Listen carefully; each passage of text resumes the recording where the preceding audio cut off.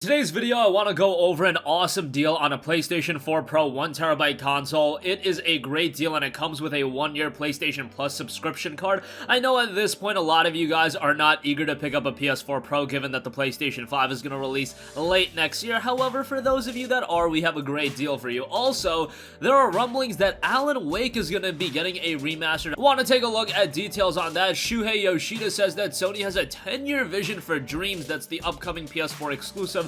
That's all about creation, user creation, creating your own games, all that good stuff, and I do want to mention all the details on that. Alright, first up, Sony PlayStation 4 Pro 1TB console and a 1-year PlayStation Plus membership card is available right now over on Newegg, and it is available for $380. So if you value PS Plus at like $40, that essentially means you get the console for $340, which is pretty good. The PlayStation 4 Pro doesn't go on sale all that often. I believe last year during Black Friday, the PlayStation 4 Pro wasn't even on sale. They usually put the base model on sale because they realize if you're the kind of person that wants to spend the extra money and get the premier console in the PS4 Pro, they don't really have to put it on sale. You're probably just gonna spend the money to get it anyways. So rarely does this console go on sale, so this is one of the best deals that I've seen for it. The PlayStation 4 Pro isn't like a gigantic improvement over the base console. However, you definitely see the power shine through in some select titles. I point to games like God of War, Spider-Man, and there are even other games like Final Fantasy 15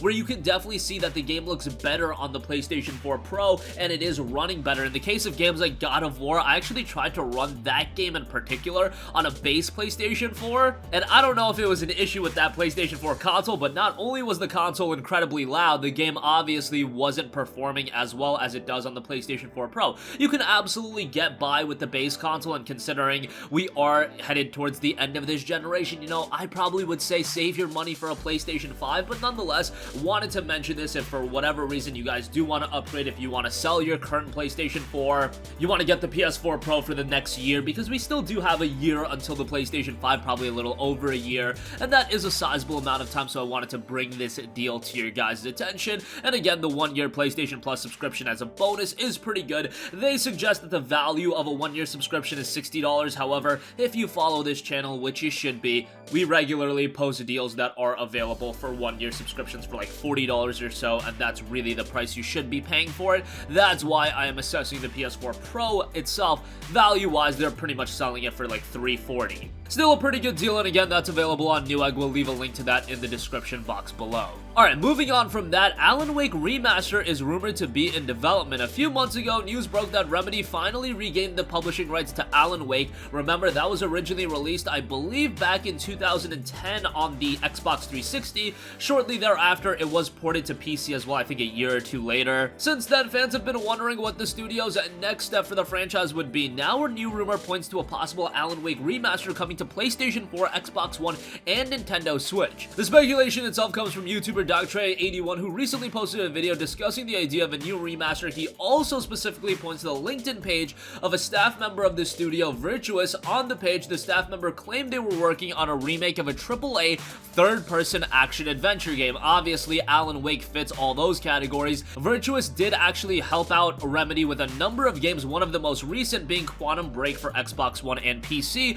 and Virtuous has also done a lot of work on various remasters of older games. It's a Singapore-based studio, and specifically they've helped out with titles such as The Last of Us Remastered, Uncharted the Nathan Drake Collection, Final Fantasy X and X-2 HD Remastered, AC Ezio Collection, and Dark Souls Remastered, so quite a repertoire of legacy games that they've worked on. And I would love to see Alan Wake make a comeback and get a little bit more exposure on the PlayStation 4. Unfortunately, this was a franchise that I feel like got its legs cut out underneath it a little bit too early. Alan Wake didn't do all too well commercially on the 360. Remember, it was a $60 game release. It was a rather short game. I remember playing it around the time it came out, and I got my money's worth. I really enjoyed the game, but it was a 6 to 7 hour experience, and some people around that time were really invested into these multiplayer games that they were investing, you know, north of 50, 60, 70, 80, 100 hours on, whatever the case may be. I think like Bad Company 2 came out right around the same time, so that's really comparing apples to oranges, but you have to assess it from a value standpoint, and people just weren't finding value out of Alan Wake. I thought it was a phenomenal game.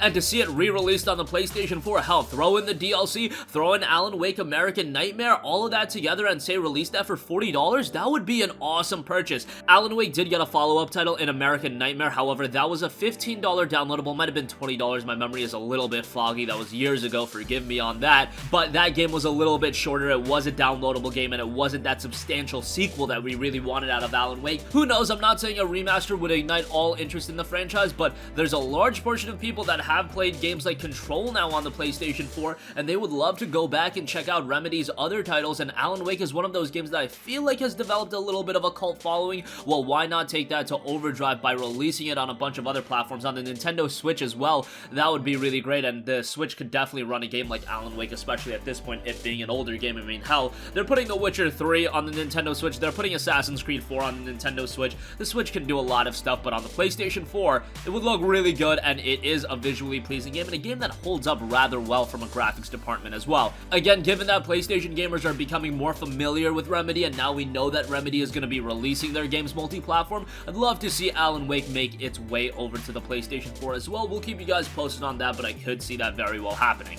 Alright, moving on from that, Media Molecule's Dreams is a game that I talked quite a bit about earlier this year. However, it's been in early access phase for several months, and we don't know when the experience will be fully released. I thought that it was going to be by the end of 2019. It's seemingly likely that that is not going to be the case. This has led many to speculate that things aren't going as well as the studio initially hoped, given that Dreams has been in the works for so long. However, it seems Sony is committed in the project for the long run. According to Worldwide Studios president head Shuhei Yoshida, the publisher's 10-year vision for Dreams means it isn't going anywhere in the near future. Specifically, during TGS 2019, Yoshida sat down for an interview with PlayStation Asia, and he talked about Dreams in particular, saying that it was one of his favorite projects ever. And he also noted that they have a, quote, 10-year vision for Dreams to keep growing with the community. A 10-year vision seems like a very long time. You would think that would span through the PS4, through the PS5, and maybe even a subsequent console after that. It appears the very beginning of that vision are evident in early access, which Yoshida explained allows creatives to better familiarize themselves with the game's tools. As such, the focus is on people who want to create and much less on those who simply want to experience the creations. I think that's what I'm really interested in. I don't really care about creating myself. A lot of you guys I know want to spend hours on end in creating these magnificent experiences on Dreams. That's really not my forte. There's a billion other games to play, but I would love to check out the creations that other people spend so much time on, and I do really think that's what's gonna grab a lot of people in Dreams. At this point, you see a lot of simplistic experiences, some really cool stuff in Dreams. However, you're not seeing those robust experiences that I think people at some point will be making out of Dreams, and that obviously is going to take time to roll out. As the tools develop, as the tools get more robust, obviously things will get better on that end as well. And according to Yoshida, that will come later. For now, the experience on the development side of things is aimed at giving creatives the necessary tools and garnering their feedback to continuously improve on Dreams' foundation. What Sony witnessed thus far, and by the way, Media Molecule is also hiring development teams for content creation. The studio announced a recruitment plan for Dreams back in July, though there hasn't been an official update on that since. We'll leave a link with more information as well as the interview with Shuhei Yoshida from TGS 2019. Check that out for yourself, as it is a rather compelling interview and it is in full English, so check that out. Again, link in the description box below. And that's gonna conclude this video. Again, I know a lot of you guys are waiting on the PlayStation 5 at this point. However, that PlayStation 4 Pro 1TB deal over on Newegg is rather good.